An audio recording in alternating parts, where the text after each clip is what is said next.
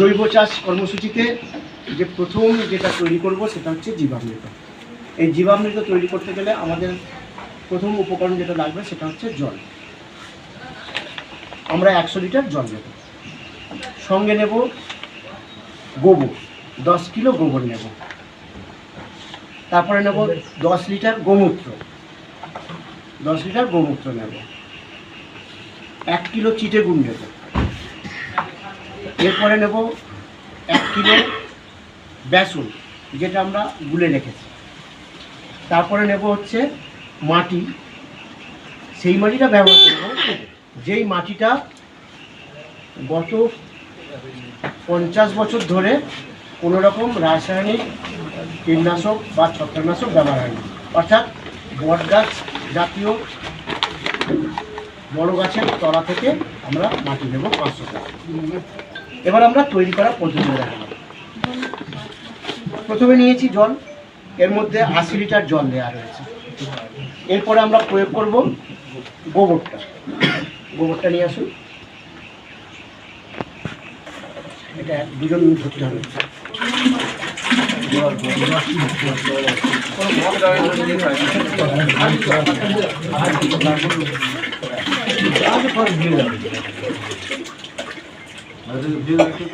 জল দিয়ে একটু ধুয়ে দেবে।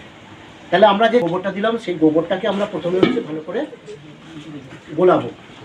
খেয়াল রাখবো আমরা সবসময়ের জন্য যে ঘড়ির কাঁটার পক্ষেই আমি ঘোরাচ্ছি, এই যেন ঘড়ির কাঁটার পক্ষেই যেন হচ্ছে ঘোরানো হয়, কখনোই যেন উল্টো দিকে না ঘোরানো হয়। এই হচ্ছে চিটে গুড়টাকে একটু গুলিয়ে নিন, একটু গোমূত্র দিয়ে দিন ওতে,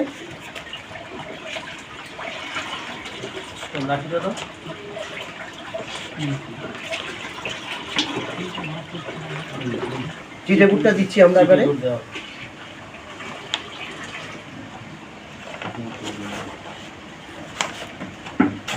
এরপরে আমরা হচ্ছে বেসনটা প্রয়োগ করব।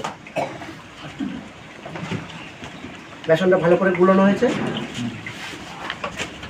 একটা জিনিস খেয়াল রাখবেন, আমি একটা জিনিস এখানে বেশি রেখেছি, সেটা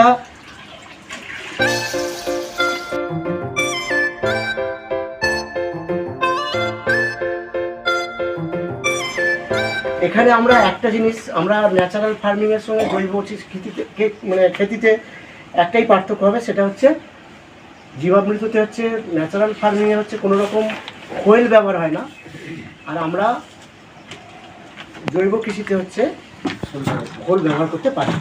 খোল অর্থাৎ দুটো যদি পাশাপাশি রাখি, খোল ব্যবহার করে জীবামৃত আর খোল না ব্যবহার করে জীবামৃত, দুটোর পার্থক্য আছে। আমরা খোলে মাটিটাকে দিয়ে দেবো, মাটি দেওয়া হবে।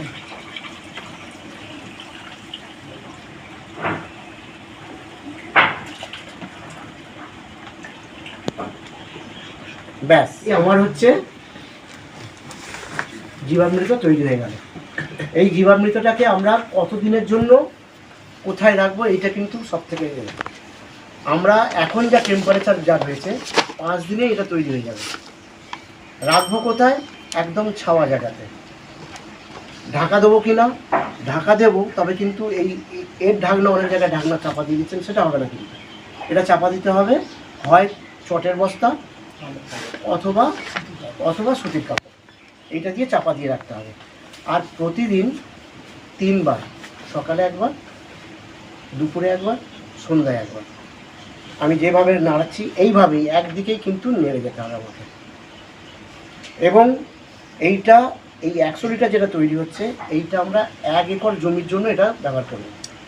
অনেকেই ব্যবহার করেছিলেন, তার জন্য তাদের গাছ মরে গেছে। হ্যাঁ, মরবেই তো। এটা অতীব শক্তিশালী একটা জিনিস তৈরি হচ্ছে, ঠিক আছে? আপনারা এটাকে ফলিয়ার হিসেবে অর্থাৎ গাছেও স্প্রে করতে পারেন। স্প্রে করলে কি করতে হবে? সেক্ষেত্রে হচ্ছে আপনাকে 15 লিটার জলের সঙ্গে 1 লিটার এখান থেকে নিয়ে স্প্রে করতে হবে। এটা প্রতি 20 দিন অন্তর অন্তর ব্যবহার করতে হবে। আপনি যদি 1 বছর কন্টিনিউ একটা জমিতে ব্যবহার করেন, তাহলে দেখবেন আপনার জমিতে উপকারী জীবাণুর সংখ্যা বেড়ে গেছে, আপনাকে আর রাসায়নিক সার না দিলে চলবে। এর সঙ্গে রাসায়নিক সার না দিলে চলবে যেটা আছে, তার জন্য সাবস্টিটিউট কিছু নাইট্রোজেন আর ফসফেট সেটাও তৈরি করার শেখাবো, সেটাও জমিতে প্রয়োগ করবেন আপনারা। মানে ইউরিয়ার পরিবর্তে সুপার ফসফেটের পরিবর্তে দিতে হবে।